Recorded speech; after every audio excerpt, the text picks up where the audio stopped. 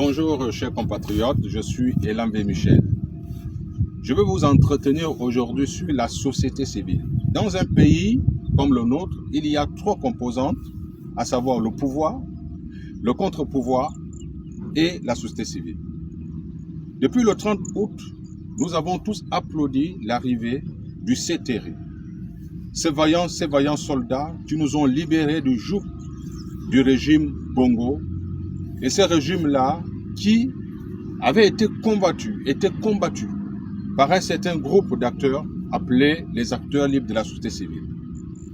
Chers compatriotes, les vaillants soldats du CTRI nous ont donné des garanties en ce qui concerne la liberté d'expression. Et d'ailleurs, c'est grâce à cette liberté d'expression que moi, citoyen gabonais, je m'exprime aujourd'hui devant vous. Ça voudrait dire qu'aujourd'hui, contrairement par le passé, la voix est libérée.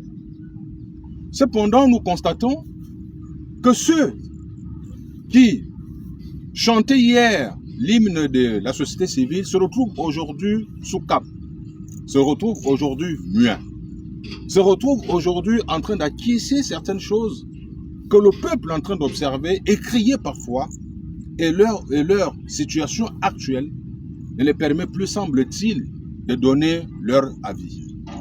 Chers compatriotes, je m'exprime parce que depuis un certain moment, il y a des voix qui s'élèvent et qui crient et qui donnent des alertes dont personne ne semble écouter. Le pire, ça s'est passé ce week-end, sinon cette semaine, avec le Conseil des ministres. Et dans ce Conseil des ministres, le peuple a été surpris que l'activiste d'hier, ministre aujourd'hui, Laurence Ndong par exemple, qui est une personnalité publique, je peux citer son nom, a pu nommer son époux. La nomination de son époux n'est pas un problème en soi. Cependant, ça pose un problème d'éthique. Et c'est de ça qu'il s'agit. De l'autre côté, nous apprenons effectivement la restauration de l'image de Marie-Madeleine Mborantour. Chers compatriotes, c'est vrai, cette femme-là a servi le pays. Mais comment? Comment? Il aurait été souhaitable qu'on laisse un peu cette dame de côté parce que les décisions qu'elle prenait d'hier parfois entraînaient la destruction des vies humaines. Nous pouvons citer des exemples sont légion. 2009 aux élections, la Cour constitutionnelle prononcée en 2005. On commence 2005 avec Pierre Mamboundou, 2009 André Mbobam, 2016 avec Jean Ping.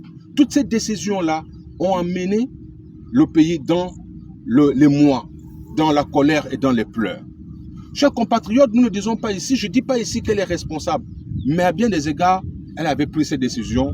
Et aujourd'hui, nous pensons que la nation peut quand même l'oublier et laisser cette femme-là se reposer afin qu'elle puisse jouir de sa retraite.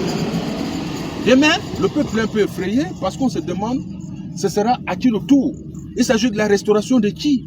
Les nominations qui se font aujourd'hui, ce sont des nominations parfois de ceux qui ont insulté Bongo hier, sinon aussi qui étaient même avec eux. Alors, quel est le péché de ceux qui n'ont pas insulté Bongo ou qui n'ont pas travaillé avec Bongo?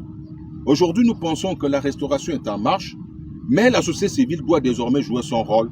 Rester muet n'est pas une solution. Je vous remercie.